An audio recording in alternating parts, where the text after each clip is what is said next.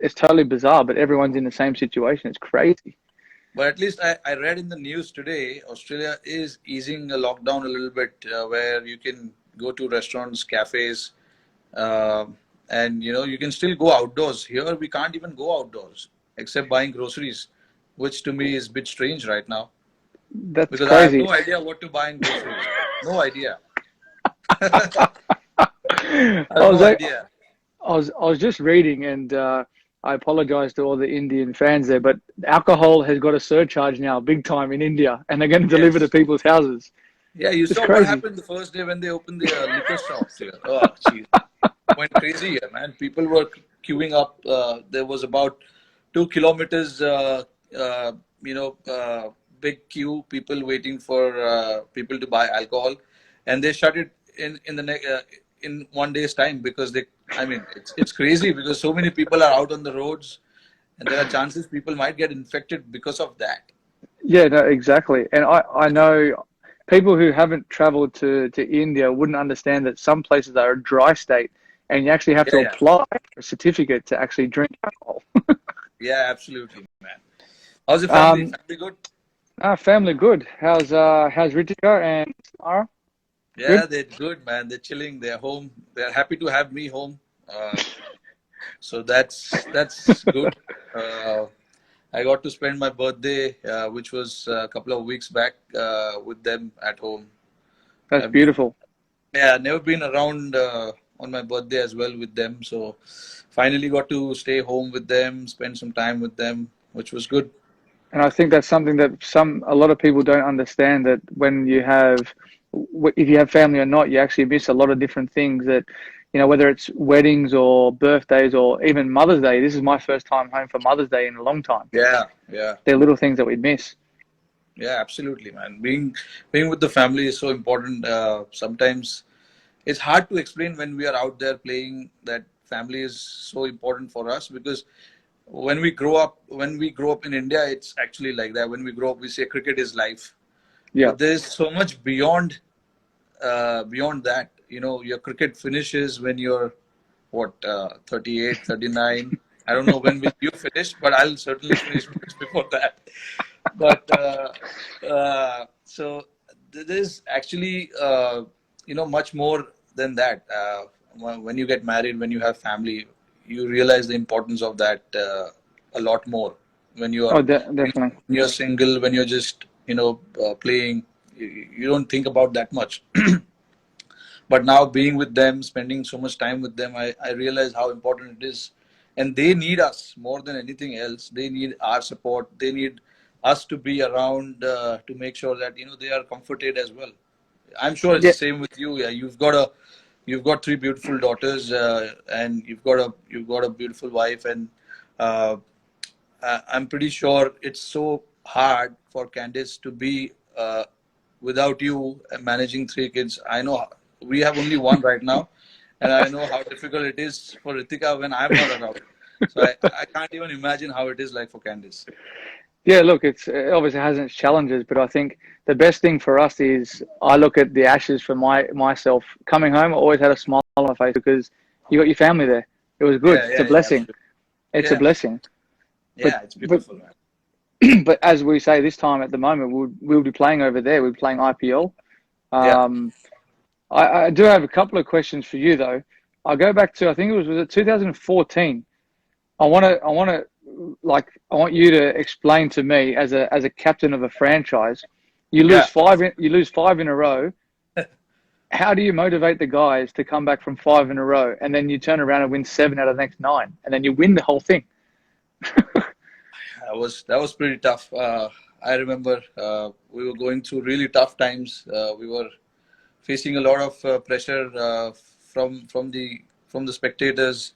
You know how people in India, especially Mumbai, they're quite passionate about cricket over here.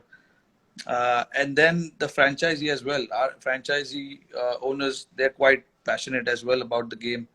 So there was a lot of pressure. I still remember we were in Dubai for the first 5 games, and then we had head back to India.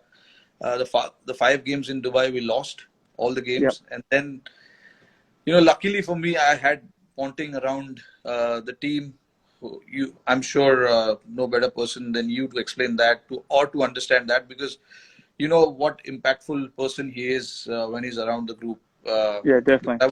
I was watching your uh, the series on Amazon, the test, Yep. and he was around with you guys during the World Cup, and I could think back and start imagining how he was. He was pretty much the same, motivating the youngsters around the guys, just feeling one of us, not the coaching staff. So he was doing the same things, and more Yep. than one uh, good thing that stuck out was about Ponting was he was only going to go and talk to the younger guys. He was not worried so much about the senior players in the squad. He was trying to make sure that all the youngsters in the squad are very well, staying in that mental zone and not worrying about anything else. They Yep. were keep. His idea was to make sure that the youngsters don't drift away so much. Yep. I'm sure the senior guys will take care of itself, but it's the younger guys who I need to look after, and that's what he exactly did. And from once we returned to Mumbai, things changed. I remember he gave us that pep talk in Mumbai once we came to Mumbai, and everything changed around that. You know, Yeah, that's good. I think you hit the nail on the head. He's a very passionate guy, and he'll always leave it upon the senior players to understand what they do, because you can't change guys who have been playing for 5 to 10 years international cricket. He's played it, he's lived it, and now he's yeah, coaching it. It's about the younger guys coming along with the experienced players to say, hey, there's always hope and belief, and that's one thing I think the same as with having Sachin around, or whether it's, I think, Viru with me at Delhi, yeah, having these guys around, it's a bit of an energy boost for younger guys. And the same with you coming into a Indian cricket team with all yeah, those superstars, and I came in at the same time. Like, I was like, wow, I can't believe I'm actually playing with these guys now. How do we act around these guys? What's right, what's wrong? But you're trying to establish yourself as a cricketer, and you're good enough to be there. yeah. Absolutely. I think a lot of these guys have made a great impact. Uh, on the team, whichever team they've been part of, and especially IPL. What IPL has done to all the cricketers is getting to know all these guys from various parts of the world, getting to know their culture, getting to understand what they do as a player. And for us, it's been fascinating to know all you guys. When you're playing for your country, it's a totally different ball game. But when you come here, a lot of the guys here get to learn so much from each other. Because they Yeah. watch you guys, and they see you prepare yourself before the game, what you like to do, what you don't like to do, how much time you spend in the gym, and things like that. So it's IPL in a way has done wonders to world cricket, not just Indian cricket, but also to many other guys, many other cricketers in the world. Oh, one thing I did notice when I came to the IPL my first time, how much cricket balls you Indian cricketers hit. Like, so many balls. And like, I know here Yeah, we'll probably get a good half an hour to an hour of throwdowns, but the resources you have with guys available to net bowl to you, I could yeah, spend 6 hours there. yeah. Because I mean, IPL, the tournament itself is very well planned, and all this franchisee, they take this 2 months very seriously because they want to win this championship. So I'm sure all the franchisee they start preparing well before the tournament starts, and that includes all these things, managing net bowlers, managing the practice facilities, getting your players to come to the city a lot earlier than the tournament starts. So those things, I think, I don't know about Sunrisers, but Mumbai has done that pretty well in the last few years. They've gotten their players quite early, and Yeah. there's a little 10 days camp that we try and held before the tournament starts. So just for the newer guys to get used to the staff, the players as well. So it's very important. I When IPL started, I played for that city, Hyderabad, but it's a different name now. But the city is the same. I remember how passionate people are in Hyderabad as well. Like Yep.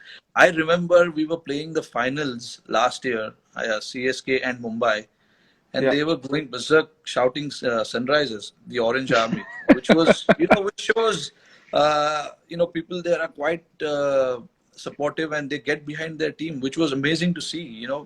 It's doesn't happen every time, but it was great to see, and there were orange jerseys in the stadiums, which was good. It's it quite a is. passionate city to be part of. And I think the reasoning behind that as well is because someone called Rohit Sharma took a hat trick and scored 100 for Deccan against Mumbai. Yeah, yeah.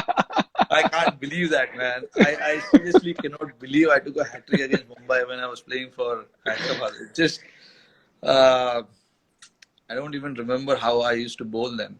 It's just unfortunate. I got a finger injury and then I cannot grip the ball properly. Yeah. So I stopped it. And these days, it's better to stay away from bowling. Well, it still remains you're the only Indian, and I think Shane Watson's the only international player to do that. Oh, shit. If I think of it now, it's quite embarrassing, man, that I took a hat trick. Oh, It shit. surprised it surprised me when I saw it. I was like, couldn't remember the last time you ever bowled. And they're decent batters as well. I remember first one was JP Dumini. Second one was LBW or court? it was caught behind, leg side. Gilly was wicket keeping. I took a great catch. Yep. Uh, and then the second one was Abhishek Nair. Third one was Harbhajan Singh. I'm pretty sure that he underestimated me. He just wanted to come and swing the bat, but he missed it. Fudgy. He got, yeah, but clean bowled. Was that when you guys won in South Africa? Yeah, Yeah. 2009. Yeah, yeah. I I used remember. to bowl a lot back then. I used Yeah. to bowl a lot. I wanted to ask you the same thing. If you remember, we played under 19 together when you guys toured India. Uh, I think Usman was captain. Usman Yeah. or Moses Henrik. I don't remember. Either one was leading the side. Yeah. And you were a middle order batsman. You used to bat at 6 or 7, if I'm not wrong. Yeah. And you used to bowl a handy leg spinner and Yeah. a gun fielder. That I know. I still remember that. How did that transition happen for you? When you started opening the batting, now dominating all three formats. That's where someone asked me the other day, where's my favorite place to play in India? And I say the most picturesque place is Dharamshala. Yeah, And I remember vividly playing there, yeah. and I was bowling leg spin, and I remember Warney not having a great record there. And like as a leg spinner, I think you got to bowl faster. Like, you look at Mishra. I remember Rahul Sharma. I Yeah, got, yeah, yeah. obviously Rashid. But like, I don't know. It was bizarre. I started at middle order. I was sort of like coming in at the middle, sort of back end of innings. And then like in 2009, Dominic Thornley, who played a handful of games for Australia, he was Yeah, captaining New South Wales, yeah, yeah, and Philip Hughes was opening the batting at the time, and yeah. we were chasing a small total against Tasmania, and then I go in the change room. I just go to take off my clothes, get ready, and then obviously go and watch the boys chase. And he said, "You're opening," and I was like, "Okay, I'll open the batting then." So I went out and opened the batting, and me and Hughesy ended up both getting hundreds. And then I was told the next game I'm opening the batting in a T20 game against Sean Tate, and I was just like, Oh, "No thanks." yeah, Like, you don't know what to think. So like, I just automatically said, okay, yes, well, I have to. I've got no choice. I end up scoring some runs the next game. And then it flowed on from there. And then like my bowling just didn't really progress. I didn't really put more energy or emphasis into my game. I then all of a yeah, sudden turned into an opening batter. And then all of a sudden I'm walking out at the MCG in front of 90,000 people against South Africa. yeah. I saw that game. I saw that. I still And then remember that. literally I'm there like, you're pinching yourself going, what's going on here? Like it was so bizarre how it all unfolded from. I think it was 2006. I think we played you guys Yeah, in 2000. India, Yeah, and I I think it and was 2006 or five. yeah, it was one of them, and like it was crazy. Like I was like, man, the ball's spinning so much. How can you ever play here? Like, And then I'm thinking, nowadays, I'm thinking, all right, if I go back to India, I want to bat in the middle because it spins conventionally. Open the Yeah, batting yeah, with a new ball. Man, yeah. You never know batting which one is turning, which one is coming in. was crazy. Like it's so second innings, I find like so tough because obviously Ash has got good control where he goes over the ball, but as a batsman, people don't realize you can't see that far down the wicket where he's actually if he's going like this or if he's going like that. Yeah. It's very difficult. And with the new ball and it's skidding on, that's why I bet you would have hated facing Haranga Harath. He Yeah, I could mean never. that's people. That's when all these coaches when they come and say, "Please watch his hand. Please watch his hand." It's not so easy to watch his hand. It literally happens in 1 second. He Yeah, releases the bowler releases the ball literally within a second, and it's very hard to judge. What where and these days the bowlers are very smart. yeah, They don't try and release the ball through the seam like except the test matches where all the conventional spinners they bowl with the seam, but in limited overs they don't. And in India no, the problem is even the spinners when the ball gets so roughed up you don't see the seam so clearly, so no, it's no, hard no, even in the nets when we bat. We often try and practice that, to try and see the fingers of the off spinner, the wrist of the leg spinner. But it's so tough. It's tough. It's not easy. Yes, no. in the textbook, it says that you have to always watch the bowler's hand, but it's not so easy, man. Especially guys like Rashid Khan and all. I mean, it's so fast. His action Too is so fast. quick. You can't even watch what he's trying to do. You've almost got to like. It's hard to describe to people like if you're playing 2020 cricket white ball, you think okay, it's probably going to slide on in the first six. But Yeah, with a finger spinner who can actually turn it both ways, you can only play on line.